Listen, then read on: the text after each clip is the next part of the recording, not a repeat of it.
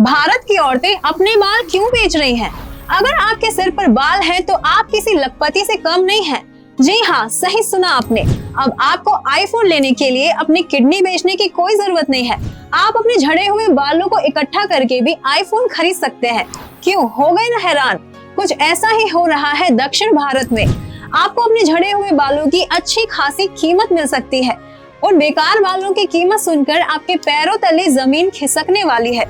तो ध्यान से उन बालों को इकट्ठा करके रखें और कमाएं उनसे पैसे। आपने अक्सर अपने गली मोहल्ले में फेरी लगाते हुए चलते फिरते दुकानों को देखा ही होगा। वो आपसे कुछ पैसे देकर आपके बालों का कचरा ले जाते हैं। क्या आपने कभी सोचा है कि इन बालों का आखिरकार करते क्या होंगे? चलिए आज के इस वीडियो में हम आपको बताते हैं आपके बालों से जुड़ी एक ऐसी सच्चाई जिसे सुनकर आप हैरान हो जाने वाले हैं। आपको बताते चलते हैं कि दक्षिण भारत में आपने अक्सर देखा होगा तिरुपति बालाजी के मंदिर में लोग मन्नत पूरी होने पर बालों को दान देकर जाते हैं। तो मंदिर उन बालों का आखिर करता क्या है? उन बालों को दरअसल फैक्ट्रियों में बेच दिया जाता है, जहां उन बालों से हेयर एक्सटेंशंस और विग बनाई जाती है, जिन्हें अंतर्राष्ट्रीय बाजार और विदेशों में बेचने के लिए भेजा जाता है। विदेशी लोग भी भारतीय बालों के कायल हैं।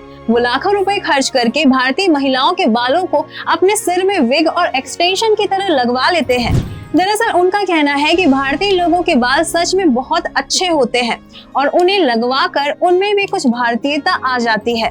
जब विदेशी लोग केवल भारतीयों के बालों को अपने सिर में लगवाने से भारतीय होने का गौरव महसूस कर सकते हैं, तो आप एक सच्चे भारतवासी होने के नाते हमारी आज की वीडियो को अपने दोस्तों रिश्तेदारों के साथ कम से कम शेयर तो कर ही सकते हैं, ताकि आपके साथ साथ वो भी अपनी बालों की कीमत जान सके। तो चलिए आगे बढ़ते हैं।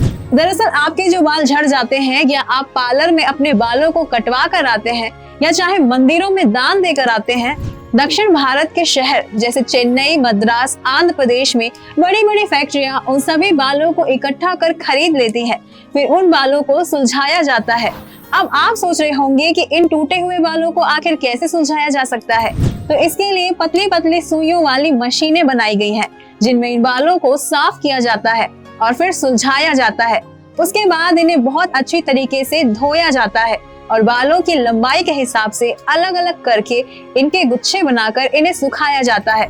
इसके बाद जो सबसे बेहतर क्वालिटी और लंबाई वाले बाल होते हैं, उन्हें केमिकल्स में डालकर और चमकदार बनाते हैं। फिर उन्हें विदेशों में विग बनाकर और हेयर एक्सटेंशंस बनाकर बेच दिया जाता है, जहां इनकी कीमत हजारों से लेकर लाखों तक होती है। क्योंकि विदेशी महिलाएं और पुरुष अपने सौंदर्य को बढ़ाने के लिए इन बालों से बने विग, दाढ़ी और मूंछों का इस्तेमाल करते हैं। भारत में तेजी से पैर पसारता हुआ ये व्यापार आज के समय में लाखों करोड़ों की कमाई कर रहा है। सूत्रों के मुताबिक मध्य प्रदेश में ही हर साल 100 करोड़ रुपए के बालों का व्यापार हो जाता है। और इतना ही नहीं, सिर्फ तिरुपति बालाजी के मंदिर में ही हर साल 220 करोड़ का मुनाफा केवल बालों की बिक्री से ही आता है। तो अगली बार अगर आप किसी फेरी वाले को अपने बाल बेच रहे हैं तो उनकी सही कीमत जान ले। चलिए इसके अलावा आपके कीमती बालों के साथ और क्या क्या होता है आपको ये भी बताते हैं। विग बनाने के बाद जो बाल बच जाते हैं उन्हें चीन भेज दिया जाता है। आपको जानकर हैरानी होगी कि चीन में इंसानों के बालों से सोया सॉस बनाई जाती है। मानव के बालों में प्रोटीन होने की वजह से सोयाबीन, गेहूं और चोकर की तरह सोया सॉस बनाने में इनका भी इस्तेमाल किया जा रहा है। आपको जानकर हैरानी होगी कि आप जिन मेकअप ब्रश का इस्तेमाल करते हैं वो भी कहीं ना कहीं आपके ही बालों से बने हुए होते हैं। हालांकि ये ज्यादा महंगे नहीं होते, लेकिन और दूसरे प्लास्टिक वाले ब्रशों की तुलना में मुलायम जरूर होते हैं। आपको ये भी पता होना चाहिए कि मानव बाल का उपयोग कीट नियंत्रण में भी किया जाता है। बालों की मदद से हिरण, चूहे और जंगली सुअरों को खेत में जाने से रोका जाता है। ये जानवर सूंघकर अपना शिकार पाते हैं। खेत में बाल बिखरे होने की वजह से सूंघने में इन जानवरों को असुविधा होती है। इन बालों से निकलने वाली गंध भी इन जानवरों को परेशान करती है। आपको जानकर हैरानी होगी कि इंसानों के बालों में गोबर की अपेक्षा ज्यादा नाइट्रोजन, कार्बन और सल्फर होता है। तो चीनी लोग गोबर खाद के साथ साथ बालों का इस्तेमाल भी जैविक खाद की तरह अपनी बागवानी में करते हैं। सच में चीनी लोग कुछ भी कर सकते हैं। 13वीं शताब्दी में चीनी महिलाओं ने अपने बालों की मदद से बुद्ध की प्रतिमा बनाई थी और उनको देखकर 19वीं शताब्दी से अमेरिका और इंग्लैंड जैसे देशों में बालों के बनाए हुए गहने, फूल और पेंटिंग काफी मशहूर हुई। इसके अलावा मरे हुए लोगों के बालों का इस्तेमाल भी उनकी तस्वीरों को बनाने में किया जाता है ताकि उन्हें हमेशा याद रखा जाए। आपको शायद पता नहीं होगा कि कई सालों पहले हमारे यहाँ बालों की बनी हुई कुर्सियां हुआ करती थी।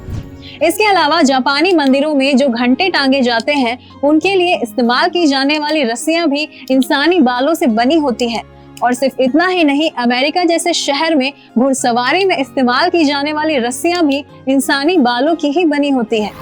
आपको जानकर हैरानी होगी कि दक्षिण भारत के शहर अरुणाचल प्रदेश और चेन्नई में लोग बालों से कपड़े भी बनाते हैं। यहाँ कपास के साथ इंसानों के बालों को मिलाकर पहनने के लिए जैकेट और कंबल बनाए जाते हैं, क्योंकि इंसानों के बाल जानवरों के बालों के अपेक्षा ज्यादा मुलायम होते हैं। इंसानों के बालों से खिलौने, फर्नीचर, रजाई, गद्दे तो बनते ही हैं। इसके अलावा उन्हें बच्चों के स्टफ टॉयज में भी भरा जाता है। आपको जानकर हैरानी होगी कि आप जब पिज्जा और आर्टिफिशियल चिकन खाते हैं उसमें भी इंसानों के बालों का इस्तेमाल किया जाता है। आपको यकीन नहीं होगा कि इंसानों के बालों का इस्तेमाल डॉक्टर भी अपनी सर्जरी में करते हैं, क्योंकि इंसानों के बाल पतले होते हैं तो उन्हें गांठ लगाना आसान होता है। तो टाके लगाने के लिए अक्सर इंसानों के बालों का इस्तेमाल किया जाता है। चीन में लोग इंसानों के बालों का इस्तेमाल दवाई की तरह भी करते हैं। जलन, घाव के निशान और खून बहने पर इंसानों के बालों की बनी दवाओं का इस्तेमाल किया जाता है। इसके अलावा बालों की राख को दर्द से रिकवरी और एनीमिया, अस्थमा, मूत्रपथरी, बवासीर, चूहे के काटने, पैर की मोच, यौन समस्याओं और पुराने दर्द के उपचार के लिए भी इस्तेमाल किया जाता है। सबसे हैरानी की बात यह है कि जहाँ पर पक्षियों को पाला जाता है वहाँ पर भी इंसानों के बालों का इस्तेमाल पक्षियों के घोंसले बनाने में किया जाता है। इसका कारण ये है कि इंसानों के बाल घास फूस के मुकाबले ज्यादा मुलायम होते हैं और पक्षियों की प्रजनन क्षमता को बढ़ाते हैं। चलिए हम आपको बताते हैं कि भारत में बालों को इकट्ठा कैसे किया जाता है। तो हम पार्लर और नाई के पास जो बाल कटवा कर आते हैं, इन बालों को इकट्ठा कर इनका इस्तेमाल रजाई, कंबल, एमिनो एसिड और फर्टिलाइजर्स बनाने में किया जाता है। आपकी गली में साइकिल पर घूमने वाले फेरी वाले भी अक्सर कुछ पैसे देकर बालों को खरीद लेते हैं और फिर इन्हें फैक्ट्रियों में बेच दिया जाता है। और ये आज से नहीं हो रहा है। 19वीं शताब्दी में इंग्लैंड, फ्रांस, जर्मनी, इटली और रोमानिया जैसे बड़े बड़े देशों में लड़कियां अपने बालों को बेचकर मेलों से सामान लिया करती थी। इसके अलावा जो लोग कूड़ा बीनते हैं वह भी प्लास्टिक और लोहे के साथ बालों को भी अलग कर लेते हैं और बाद में इन्हें साफ करके फैक्ट्रियों में बेच देते हैं, जिससे इन्हें अच्छा मुनाफा होता है। वीडियो में दी गई जानकारी हमने इंटरनेट से ली है। हम किसी भी बात की पुष्टि स्वयं नहीं करते हैं। तो दोस्तों, ये थी जानकारी आपके बालों से जुड़ी हुई कि आप कैसे अपने बालों से पैसा कमा सकते हैं। वीडियो कैसा लगा हमें कमेंट करके जरूर बताइए। आज की वीडियो में हमने आपके बालों के साथ सच में क्या क्या होता है उसके बारे में बताया। तो हमारा आज का ये वीडियो आपको कैसा लगा हमें कमेंट सेक्शन में बताइए और इस वीडियो को अपने दोस्तों, रिश्तेदारों के साथ भी शेयर जरूर कीजिए। हमारे चैनल को सब्सक्राइब कीजिए, साथ ही हमारे फेसबुक पेज को लाइक और शेयर करना बिल्कुल ना भूले। धन्यवाद।